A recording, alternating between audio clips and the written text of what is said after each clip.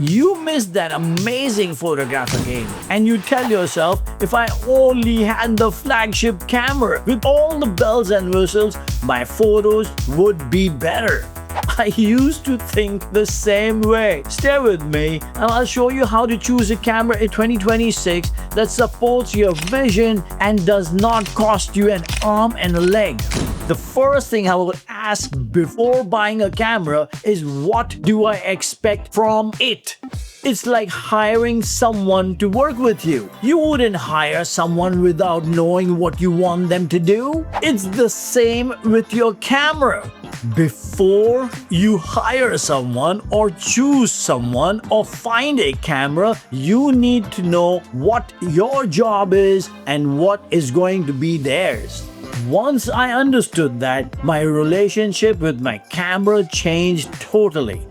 Because that's when I realized my job is to create the look and the camera's job is to support my vision. Alright, so there are going to be 3 points that I will stress on before I can buy a camera in 2026. Point number 1, my ISO. So now I've hired someone to help me with my photography.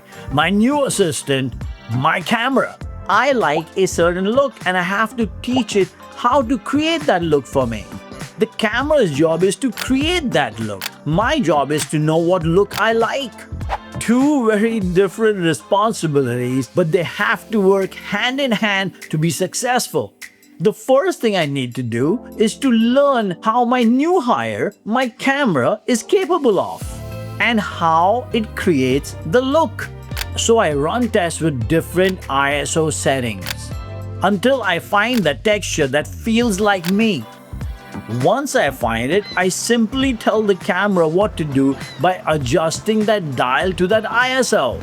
Because ISO is one of the ways I design the atmosphere of my photographs. When that balance comes together, the noise becomes my paintbrush and the camera becomes my assistant. So when I'm choosing a camera, I am not chasing megapixel or dynamic range. I'm asking this one simple question. Can this camera give me the noise, yes, the noise to build the look the way I like it? If it can, then that is the right camera for me. And guess what? Most of the time, that doesn't have to even be a flagship. I just need a camera that gives me enough control to create the look I like. Now that my new hire knows how to create a look, the next thing I wanted to handle is movement. Because creating a still photograph is one thing, but capturing a moving subject, that is when everything becomes real. It's no longer about how the image looks. It's about how the image feels in motion. And for that, frames per second becomes a part of the conversation. Alright guys, point number 2, frames per second. Since I photograph wildlife, I want my assistant, my camera, to respond fast enough to match the rhythm of my subject.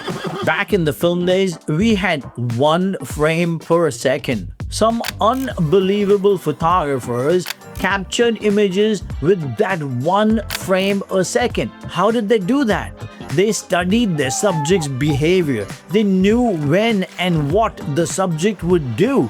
They didn't rely on spray and pray. They predicted what their subject was going to do and pressed the shutter speed 1 second before the subject could do something.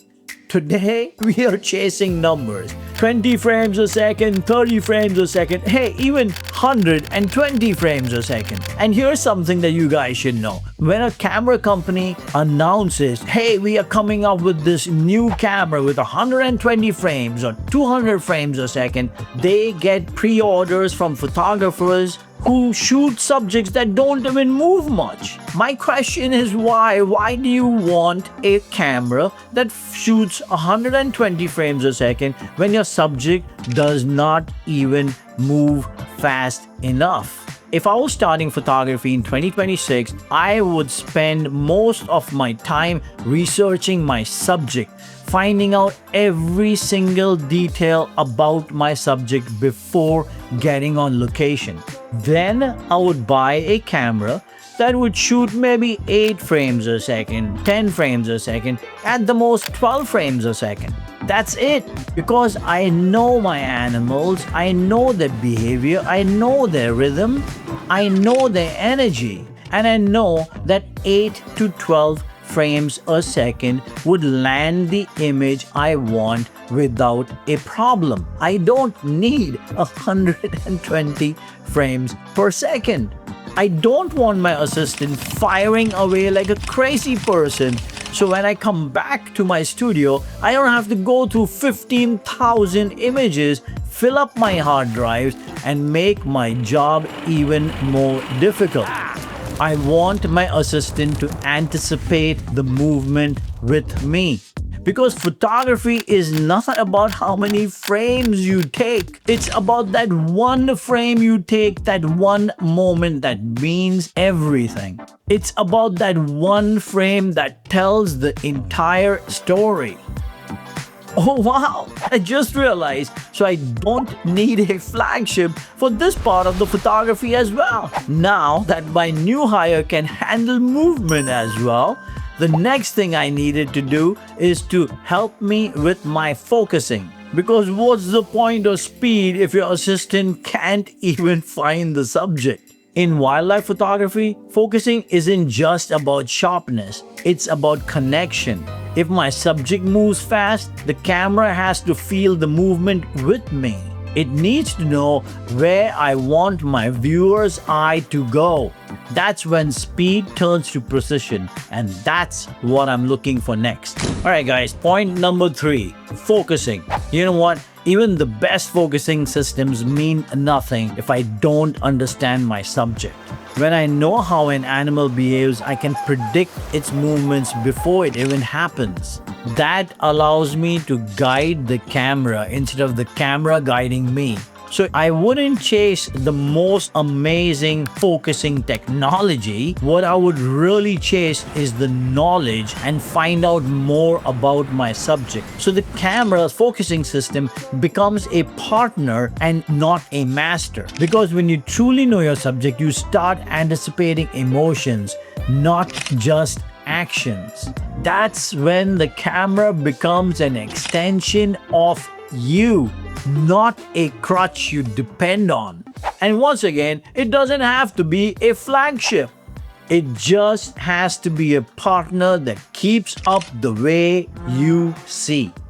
So if I was starting wildlife photography in 2026, I wouldn't chase specs or price tags. I wouldn't buy the most expensive, the newest camera on the shelf. I'd start with the look, the texture that builds my signature. So when somebody sees my image on the wall or on Instagram or on any social media, they should know this is Ejaz's photograph. And that has nothing to do with how much my camera costs. Then I'd make sure my camera gives me just enough frames per second to capture the emotion behind the movement, not every motion itself. I don't need 120 frames per second. I just need a tool that keeps up with my vision and my subject. And finally, I would choose focusing that matches my subject's rhythm. Fast enough to keep up, but intuitive enough to follow my intent.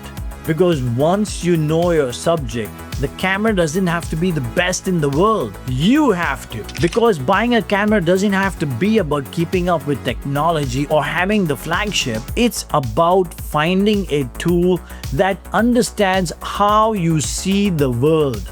So if you are starting in 2026, don't chase the shiny objects. Don't chase the perfection in a camera. You try to be as perfect as you can. Know your look, learn the subject, and the camera will support you as best as it can, and it will help you bring your vision to life without breaking a bank. Now many of you are going to say, hey, but Ejaz, you use a flagship. And my answer to that is, yeah, I do. I do because I have mastered my camera. If you guys want to learn technical stuff and master your skills as well as a photographer, watch this playlist. I'll see you guys in the next one.